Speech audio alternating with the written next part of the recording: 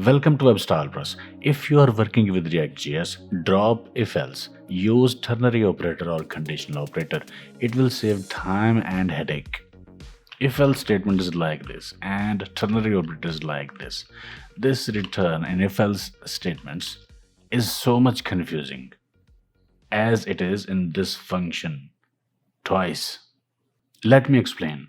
This is a function that takes an ID, then we are creating another function and mapping over an array. For each object in array, we compare the ID. If ID matches passed ID, we are toggling value of status from true to false and from false to true. This is to do state, and this is status that is being toggled for selected object. Now there are two returns in this function. If task ID is equal to ID, return this, else return that. First of all, there should have been else, and this return should be here.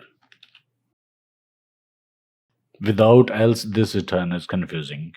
And then we are updating the state and passing this function here. Now this whole thing can be simplified using ternary operator. We can start from set to do. Set to do map task. If task ID is equal to the passed ID, return this, otherwise return the task.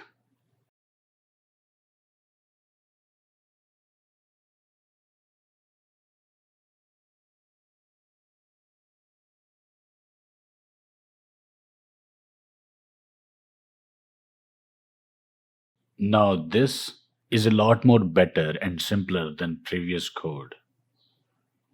So go for simplicity and clarity. In your React.js code, try this. Wherever you find if else, use ternary operator and you will end up having clean and more readable code. Okay, I hope it helped. Like, share, subscribe, and I will see you in the next video.